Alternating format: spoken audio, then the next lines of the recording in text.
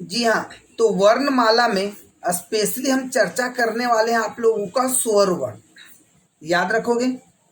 और क्योंकि स्वर वर्ण में आप देखोगे अभी पूरी तरीके से आप लोगों को देखने को मिलेंगे कि स्वर्ण वर्ण में हस दीर्घ और कई तरीके के क्वेश्चन पर अभी हम लोग फोकस करने वाले हैं, ठीक है।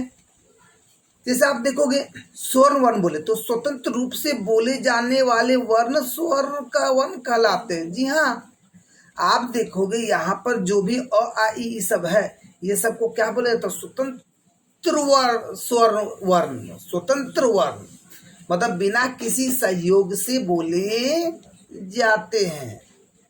और उच्चारण या परंपरागत की दृष्टि से इनकी संख्या तो यहाँ पर आपको ध्यान देना मानी गई है।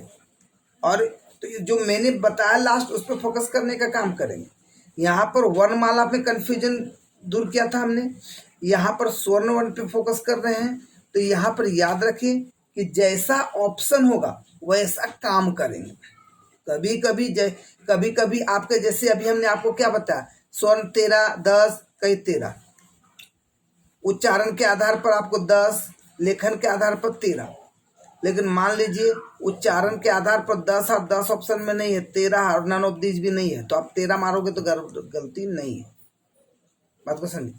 तो वहां पर परंपरागत, चूंकि अभी हमने आप लोगों को क्लियर भी कराया कि उच्चारण या परंपरागत, देख लीजिए उच्चारण या परंपरागत जो रहे उसको समझना एक ही है।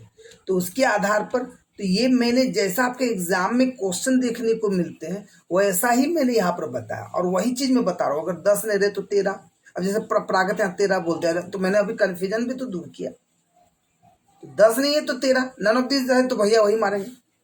अच्छा, उच्चारण की दृष्टि से 10, तो 10 में री, अंग, अह नहीं लिया गया। स्वरों का वर्गीकरण, अब देखो स्वरों का वर्गीकरण की अगर बात करें तो यहाँ पर आप देख सकते हो ह्रस्व, दीर्घ स्वर, पुल्ल स्वर, उच्चार। लेकिन यहाँ पर याद रखो स्वरों का वर्गीकरण लगभग आप देखोगे 4 पार्ट में किया गया है।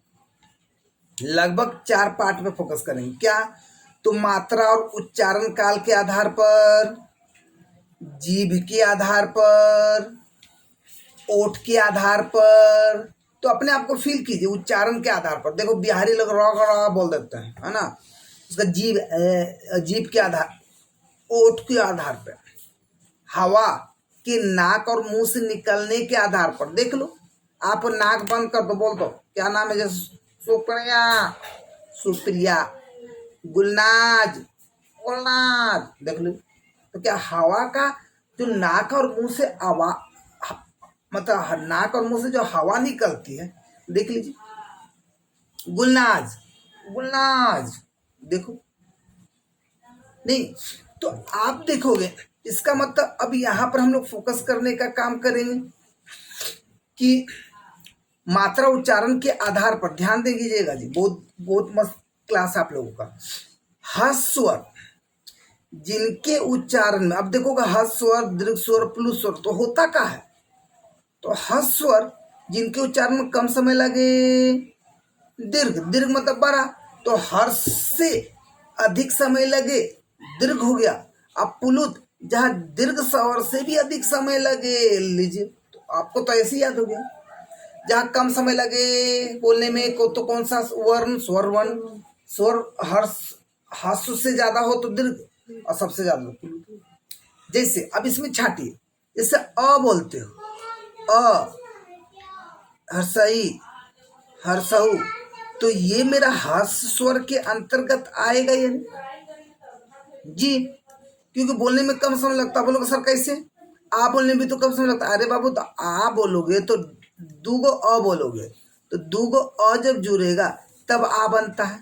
इसका मतलब समझ लो, क्या क्या ये अ हर्ष स्वर हुआ और 2 हर्ष स्वर मिला, तब जाके वो दीर्घ स्वर हो गया कि नहीं हो गया।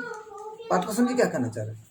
अब जैसे यहाँ पर आप ये हर्षई बोले तो, लेकिन ये दुर्घई कैसे बनेगा, हर्षई, हर्षई, 2 हर्ष स्वर मिला तो एगो दीर्घ स्वर हो गया। तो देखिए इसका मतलब कि आप देखो जो गोल करे, जैसे आ, दुर्घई, दुर्घऊ, ठीक है। ए, यहाँ पर ए भी, तो याद रखना हर स्वर में अ ई उ आता, बस देख लीजिए अ ई उ, ऐसे याद रखना हर स्वर में अ ई उ, क्योंकि आपको बताएंगे आगे चल के कि ए भी दीर्घ स्वर के अंतर्गत क्यों आते, क्या कारण। तो ए तो सब बोलोगे, ओ भी बोलोगे, ओ भी बोलोगे, है ना। इसका मतलब कि 10 में 3 हस्वर और बाकी बच गए 1 2 3 4 5 6 7, जो काउंट करना 1 2 3 4 5 6 7। तो देखो यहाँ 7 आपका हो गया दीर्घ स्वर, अ आ हर्षई दुर्गई हर्षऊ दुर्गऊ ए ऐ ओ औ, मैं 3 छाड़ दीजिए। तो अब आपके मान लीजिए कभी पूछता हर्ष स्वर कितने, 3, दीर्घ कितने, 7। अब पुलुत स्वर बोले तो पुलुत स्वर, तो इसको याद रखने के लिए याद रखिए कि जब राम भगवान सीता मैया को वन में छोड़कर गए थे घूमने के लिए, है ना जी, उसके बाद जब उधर से घूम कर आए तो सीता मैया कहीं नजर नहीं आ रही थी। कहाँ गए सीते, सीते ओ सीते, बताइए क्या सीता मैया को रावण उठाकर ले गए थे कि नहीं। सीता मैया भी कितनी आवाज देती राम,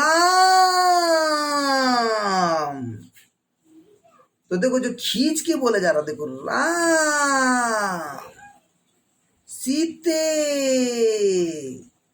तो ये जो खींच के जो बोला गया, जो लंबा समय लग रहा है, तो हो गया प्लूत स्वर। बोलो जी, क्लियर क्लियर। अब जीभ के आधार पर, तो जीभ के आधार पर 2 भाग में भाग है। एक जीभ के भाग के आधार पर अग्रपाठ ये, मध्य पाठ बीच वाला, पश तो जीभ का सबसे पीछे वाला, और वो जीभ के उठने के आधार पर, तो पहले जीभ के भाग के आधार पर अगला, बीच वाला, पीछे वाला, अग्र मध्य पश। तो अब यहाँ पर याद रखिए, देखिए हर्ष दीर्घ प्लुत में भूलोगे नहीं, 3 7 अपुल स्वर भैया, तो जिसमें आप खींच कर बोलो जीभ के भाग के आधार पर। अब आप यहाँ पर जो भी आप लिखते हो अ आ ई उ, तो आप फील करो कि जब आप बोलते हो तो आपका जीभ का अगला पार्ट उठ रहा है, बीच वाला उठ रहा है या पीछे वाला उठ रहा है। जैसे बोलते हैं अ, तो अ जो है जीभ का बीच वाला पार्ट उठता है, तो वहां लिख दो बीच में अ। अब बोलते हैं आ, तो मुंह ज्यादा खुल रहा, मतलब जीभ पीछे वाला जीभ ज्यादा वर्क करेगा। आ, तो आ देख लीजिए। आ के बाद ई, तो देखो जीभ अगला वाला, जैसे सांप कैसे उठता है ऐसे ऐसे, तो ऐसे हल्का देखिए। कभी फील नहीं किया ना तो आपको बड़ा डिस्टर्ब होगा जी। फील नहीं किए हो तो बहुत अच्छी बात है। तो ई आपका हो गया अग्र पाठ, फिर हर्षई ई, ऊ देखो ऊ, तो देखो बुझिए पीछे जीभ दबा के ऊ आप नहीं बोल पाओगे, पीछे जीभ, इसलिए ना बच्चा लोगों को बार बार रिपीट करवाया जाता है। तो बच्चा क्या होता है कि वो बच्चा भी नहीं समझ रहा हम क्या कर रहे हैं, लेकिन वो बोलने के में जीभ का सेटलमेंट हो जाता है, बोलने के में जीभ का या जो भी हमारे अंग का पार्ट का सेटलमेंट हो जाता है। अच्छा ऊ ओ हो गया नहीं। अच्छा अब जीभ के उठने के आधार पर, अब जीभ जब उठेंगे तो देखो यहाँ पर संवृत, अर्ध संवृत, अर्ध निर्वित, निर्वित, मतलब अब जैसा आप ई बोलते हैं ई ए, देखो अब फील करो जीभ जब उठेगा तो यहाँ पर क्या देखने को मिलते हैं, ई ऊ, देखो ओठ पे फोकस नहीं करना, आप जीभ को फील कीजिए ई ऊ। अब जैसे ए बोलते हैं ए, ठीक है, तो वहां पर देखिए ए ओ, अर्धनिर्मित अ ए ओ आ, और ऐसे सबसे ज्यादा ये पूछा जाता है जीव के आधार पर सबसे ज्यादा ये पूछा जाता है। इस पर अगर आप फोकस कर रहे तो कर सकते हैं, नहीं तो उससे कोई दिक्कत नहीं है। ठीक है, नेक्स्ट, ओठ के आधार पर, ओठ के आधार पर अवृतमुखी, अवृतमुखी मतलब जब मेरा गोल ओठ हो जाए कुछ भी बोलने में तो वृत्त, तो गोल मतलब वृत्त, और अ मतलब नहीं, वृत्त मतलब गोल, मुखी मतलब मुख, मतलब जब किसी शब्दों का उच्चारण करने में, जब शब्दों का उच्चारण करने में ओठ हमारा गोल ना हो तो अवृत मुख, और गोल हो जाए, गोल मतलब वृत्त, तो वृत्त मुखी। जैसे आप फील कीजिए, बोलिए